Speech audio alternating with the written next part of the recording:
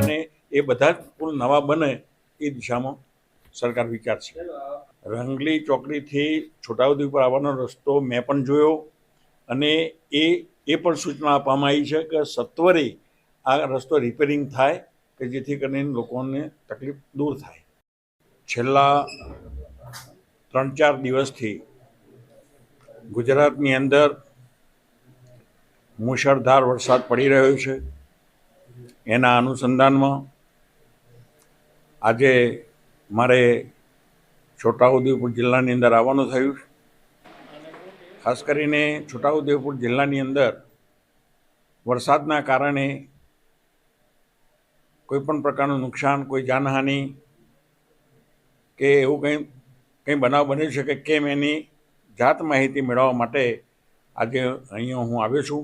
ત્યારે મારી સાથે આજે અહીંના સંસદ સભ્યશ્રી, અમારા પ્રભારી સચિવશ્રી, જિલ્લા પંચાયતના પ્રમુખશ્રી, અહીંના બંને ધારાસભ્યશ્રીઓ, વહીવટીતંત્ર તરફથી કલેક્ટરશ્રી, આયોજન અધિકારીશ્રી, પોલીસ વડાશ્રી અને અમારા સંગઠનના પ્રમુખશ્રી તેમજ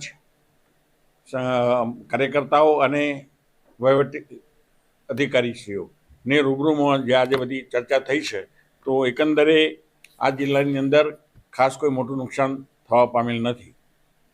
નેશનલ હાઈવેનો બ્રિજ જે તૂટ્યો છે એમાં જે મેં માહિતી મેળવી એ પ્રમાણે આ બ્રિજ ખૂબ જ જૂનો હતો અને એ જૂનો થવાના કારણે અને જે નીચે જે રેતી આવે છે અને જે એનો પાયો જે મજબૂત ન બનવાના કારણે જે તે વખતે એના કારણે આ બ્રિજ તૂટવા પામ્યો છે એવી માહિતી મને મળી છે. હવે એના માટે વહીવટીતંત્ર તરફથી જેમ બને તેમ જલ્દી ફરીથી ડાયવર્ઝન થાય એના માટે સૂચના આપવામાં આવી છે અને આ વરસાદ થોડો રોકાય એટલે ઝડપથી કામ પૂરું કરી અને લોકોની હાલાકી દૂર થાય એ પ્રકારનો પ્રયત્નો થશે.